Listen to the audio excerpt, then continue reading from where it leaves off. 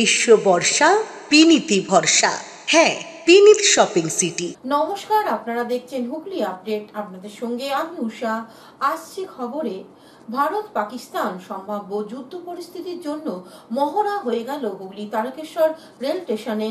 7ই মে বুধবার সারা ভারতের মকডিল ভারত পাকিস্তান সম্ভাব্য যুদ্ধ পরিস্থিতির জন্য প্রস্তুতি পরীক্ষা করতে এই মহড়ার নির্দেশ দিয়েছিলেন দেশের স্বরাষ্ট্র মন্ত্রণালয়। যুদ্ধ লাগলে কিভাবে সতর্ক হতে হবে সাধারণ মানুষকে, এটা তারই প্রস্তুতি। বিমান হামলা, ব্ল্যাক আউট সরিয়ে নেওয়া এবং জরুরি উদ্ধার অভিযানে অনুকরণ করা, মহড়াগুলির সচেতনতা বাড়াতে এবং যুদ্ধের মতো হুমকির মুখে ভারতে অসামরিক প্রতিরক্ষা ক্ষমতা জোরদার করার জন্যই এই প্রস্তুতি বলে জানা যায়। সারা দেশের সঙ্গে এই দিন তারকেশ্বর রেল স্টেশনেও এই মক ড্রিল কর্মসূচি অনুষ্ঠিত হয়।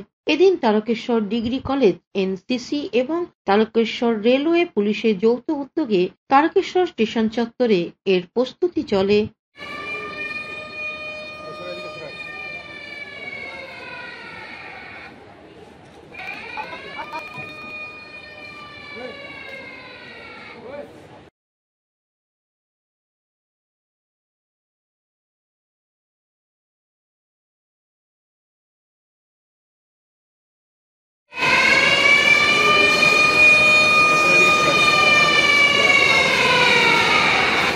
তারকেশ্বর থেকে আশিস কুমার ঘোষের রিপোর্ট, হুগলি আপডেট। অপারেশন সিঁদুর, পাকিস্তানে হানা ভারতের, বিজয় মিছিল বের করল হুগলি চুঁচুড়া শহরে বিজেপি। পাকিস্তানের ধর্মের পরিচয় পেয়ে 27 জন পর্যটককে খুন করা হয়েছিল কাশ্মীরে। পাকিস্তানি জঙ্গিদের দ্বারা ভারত থেমে থাকেনি।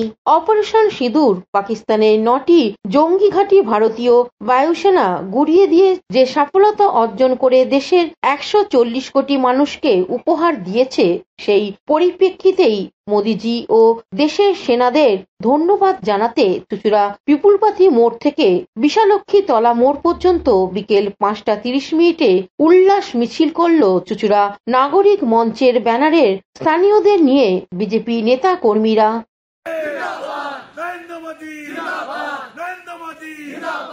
ভারতীয় সেনা, ভারতীয় সেনা, পাকিস্তান, পাকিস্তান, পাকিস্তান, নরেন্দ্র মোদী, নরেন্দ্র মোদী, ভারত।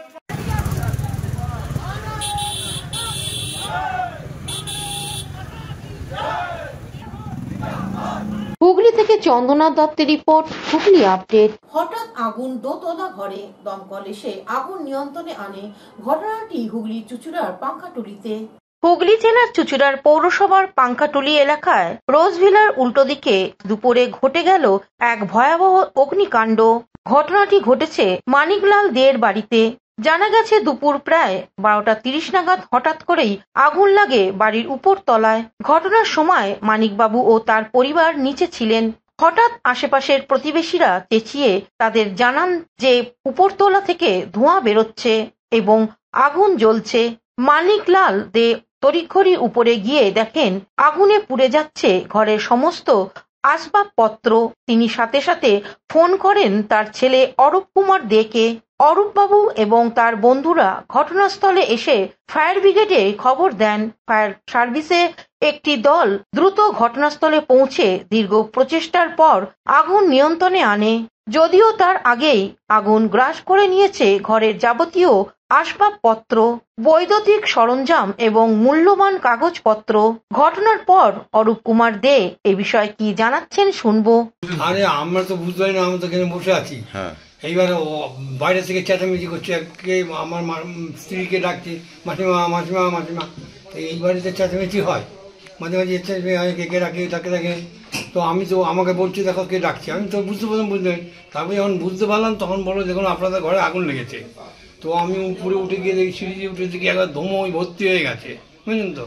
তখন আমি কি করব, আমি আমার মেয়েকে ছেলেকে সবাইকে ফোন করলাম। অন্যদিকে স্থানীয় বাসিন্দারা কি বলছেন শুনবো। সকাল 10টার সময় আমি যেমনভাবে বেরোই প্রতিদিনের মতো, সেইভাবেই বেরোচ্ছিলাম।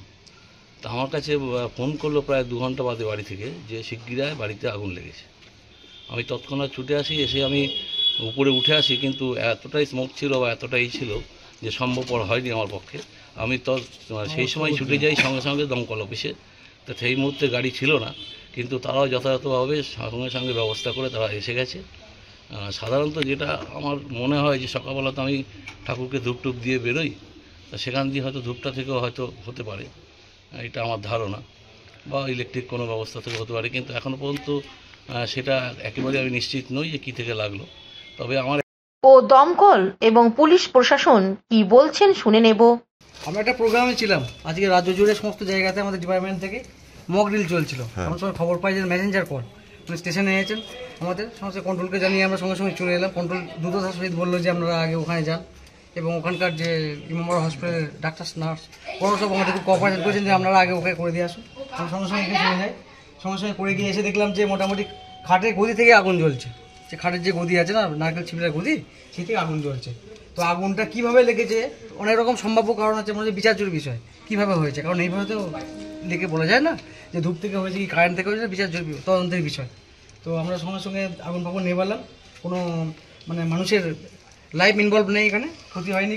হয়েছে কিছু ক্ষতি বলতে আপনার একটা হারমোনিয়াম উনি শখের বাদ্যযন্ত্র বাজাতেন, সেটা হয়েছে, গদিটা হয়েছে, খাটটা নষ্ট হয়ে গেছে।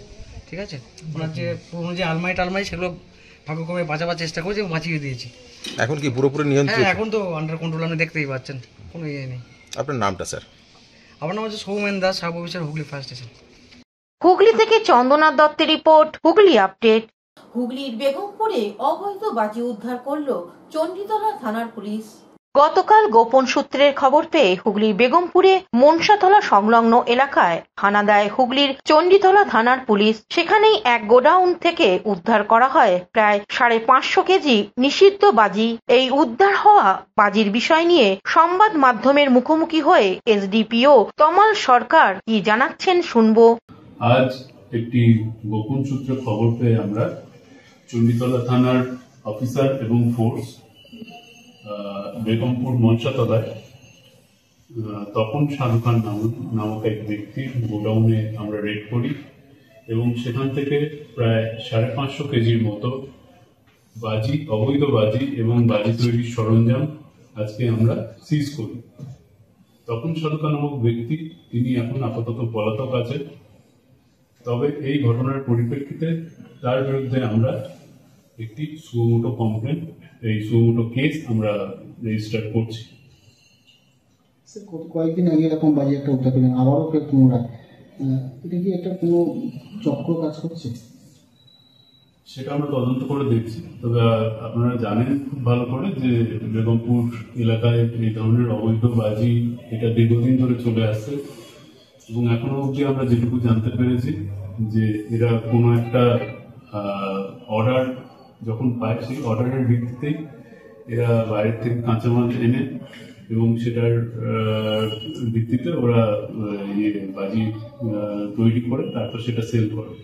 তো আমি আগের দিনও বলেছিলাম যে এই অবৈধ ব্যবসার বিরুদ্ধে আমাদের অভিযান জারি আছে এবং আগামী দিনেও থাকবে। কত কেজি বাজি উদ্ধার হয়েছে? প্রায় 550 কেজির মতো বাজি এবং বাজি তৈরির বিভিন্ন সরঞ্জাম, সেগুলো মিলিয়ে টোটাল 550 কেজি। স্যার, আরেকটা প্রসঙ্গ আছে, এই যখন এগুলো। কৌশিক ঘোষের রিপোর্ট, হুগলি আপডেট। এখন নিয়ে নেব বিজ্ঞাপন বিরতি। বিরতির পর ফিরে আসছে খবরে। শীত, গ্রীষ্ম, বর্ষা, পিনিতি ভরসা। হ্যাঁ, পিনিত শপিং সিটি। যে কোনো মরশুমের রেডিমেড জামা কাপড় পাওয়া যায় একই ছাদের তলায়। ছোট থেকে বড়, পুরুষ, মহিলা ও শিশুদের একমাত্র নির্ভরযোগ্য প্রতিষ্ঠান। শীতকালীন যে কোনো শাড়ি, জিন্স, টপ, কুর্তি, চুড়িদার, পাঞ্জাবি মানেই বিনীত শপিং সিটি। আখন বাজার, চুঁচুড়া, Hooghly. Enjoy a weekend at Vedam, the paradise of peace. A home away from home.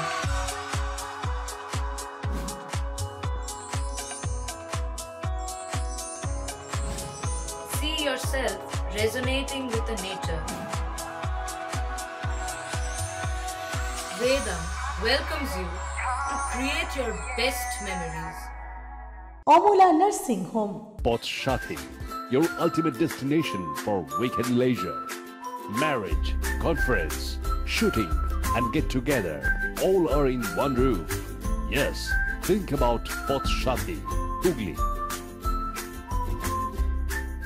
বিরতির পর ফিরে এলাম খবরে। গ্রীষ্মের দাবদাহ থেকে বাঁচতে হুগলি জেলা গ্রামীণ পুলিশের পক্ষ থেকে কর্মরত পুলিশ ও নাগরিকদের জন্য জলছত্র ব্যবস্থা করা হলো।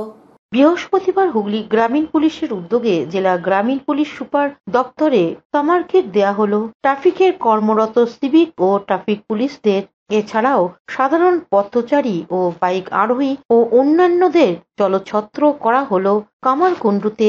এই বিষয়ে গ্রামীণ পুলিশ সুপার IPS কামানাশী সেন সাংবাদিকদের কি বলছেন শুনবো। আমাদের প্রতি বছর এটা সামার ডিস্ট্রিবিউশন প্রোগ্রাম যেটা আছে, তো অসম্ভব গরম পড়েছে। আগের বারও আমরা করা হয়েছিল, এবারও করা হয়েছে। তো মোটামুটি আমাদের 400 থেকে 400-র মতন সিভিক ভলেন্টিয়ার্স আর টেম্পোরারি হোমগার্ড যারা আছে এই রাস্তার মধ্যে যারা ডিউটি করছে ট্রাফিকের আর কি। হুগলি থেকে আশিস কুমার ঘোষের রিপোর্ট, হুগলি আপডেট। হুগলি চুঁচুড়ায় রাধাকৃষ্ণের 40 বছরের ঐতিহ্যপূর্ণ উৎসব অনুষ্ঠিত হয়ে গেল। সকাল 5টা থেকে শুরু হয়েছে রাধাকৃষ্ণের অষ্টম প্রহর কীর্তন ও পূজার মহোৎসব, যা চলবে টানা 24 ঘন্টা আগামীকাল সকাল 5টা পর্যন্ত। দীর্ঘ 40 বছর ধরে এই মহা আয়োজন স্থানীয় ভক্তদের মধ্যে এক গভীর ভক্তি ও আবেগের উৎস হিসেবে পরিণত হয়েছে। প্রথম থেকেই ধারাবাহিকভাবে এই অনুষ্ঠান চলে আসছে, যা এই অঞ্চলে একটি বিশেষ ধর্মীয় ও সামাজিক পরম্পরা। এই অনুষ্ঠান ঘিরে তৈরি হয়েছে এক উৎসবমুখর পরিবেশ। সারাদিন ও সারা রাত ধরে চলবে রাধাকৃষ্ণের সংকীর্তন, যেখানে স্থানীয় ও বাইরে কীর্তনীয়া দল অংশ নিচ্ছে। পাশাপাশি চলবে নিয়মিত রাধাকৃষ্ণের পুজো। ভক্তরা প্রভাতে লস্যি পান করে অনুষ্ঠানে যোগ দেন এবং কীর্তন শেষে ভোগ গ্রহণ করে শান্তির সঙ্গে বাড়ি ফিরে যান। অনুষ্ঠানের অন্যতম গুরুত্বপূর্ণ দিক হল সার্বক্ষণিক ভোগ বিতরণ ও ঢালা ও লস্যির ব্যবস্থা। ভক্তদের জন্য বিনামূল্যে প্রসাদ ও ঠান্ডা পানীয় সরবরাহ করা হচ্ছে। যুব সমাজ ও সমাজসেবীরা এদিন অনুষ্ঠানে উপস্থিত হন চুঁচুড়ার বিধায়ক শ্রী অসিত মজুমদার। তিনি প্রথমে রাধাকৃষ্ণের পূজায় অংশগ্রহণ করেন ও হস্তস্তরে ভক্তদের মধ্যে ভোগ বিতরণ করেন। এ বিষয়ে তিনি কি জানাচ্ছেন শুনবো। এটা ভূপতিনগর। আমাদের প্রতি বছরই এখানে অষ্টম প্রহর হয়। আজকে ভোর 5টা থেকে আরম্ভ হয়েছে, কালকে ভোর 5টা পর্যন্ত চলবে এবং দেখছেন তো লঙ্গর চলছে। 2-3 হাজার লোক অলরেডি ভোগ খেয়ে নিয়েছে, আরো খাবে। 40 বছর ধরে এই। অন্যদিকে স্থানীয়দের মতে এমন উদ্যোগ ধর্মীয় চেতনাকে আরো গম্ভীর করে এবং সামাজিক বন্ধন দীর্ঘ করে তোলে। বহু মানুষ এই উৎসবে অংশ নিয়ে আধ্যাত্মিক শান্তি অনুভব করছেন।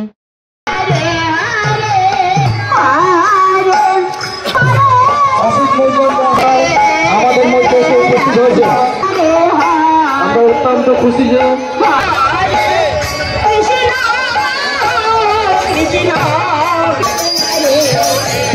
প্রিয় বিধায়ক হুগলি পৌরসভার প্রিয় বিধায়ক ওনাকে আমাদের পাড়া কমিটি। হুগলি থেকে চন্দনা দত্তের রিপোর্ট, হুগলি আপডেট। বৈশাখ মাসটি কবিগুরু রবীন্দ্রনাথ ঠাকুরের জন্ম মাস। চুঁচুড়া রত্তলা বিবেকানন্দ শিশু শিক্ষা মন্দিরে অনুষ্ঠিত হয়ে গেল বিভিন্ন অনুষ্ঠান। বৈশাখ মাস মানে রবি মাস, বাংলা সংস্কৃতির অভিভাবক কবিগুরু রবীন্দ্রনাথ ঠাকুরের জন্ম মাস। 25শে বৈশাখ আগামীকাল সারা বাংলা জুড়ে সাজো সাজো রব বিশ্ব জাতি আধুনিক হোক। হাজার ব্যস্ততার মধ্যে বাঙালি কবিগুরুকে ভোলে না। আজ থেকে শুরু হয়ে গেছে রবীন্দ্র জয়ন্তী। আজ 24শে বৈশাখ চুঁচুড়া রত্তলা বিবেকানন্দ শিশু শিক্ষা মন্দিরে কচিকাচাদের নাচে গানে কবিতায় প্রণাম জানালো কবিগুরুকে। স্কুলের প্রতি মাসে হাতের লেখা, আঁকা, কবিতা বলা ইত্যাদি প্রতিযোগিতা অনুষ্ঠিত হয়ে থাকে।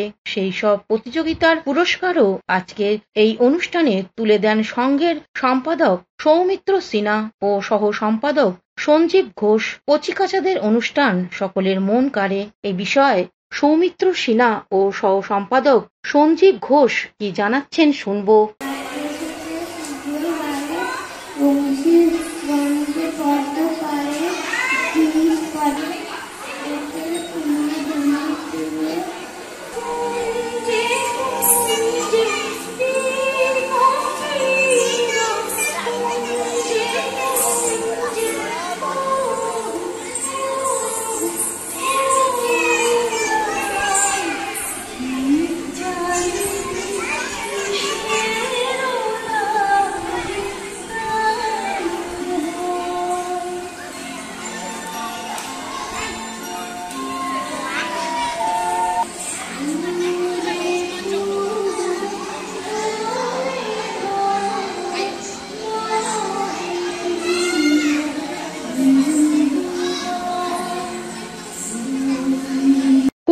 স্বর্ণালী দত্ত পাটেলের সঙ্গে উষা দত্তের রিপোর্ট, হুগলি আপডেট। এখনকার মতন খবর এই পর্যন্তই। প্রতিদিন দেখুন হুগলি আপডেট। নমস্কার।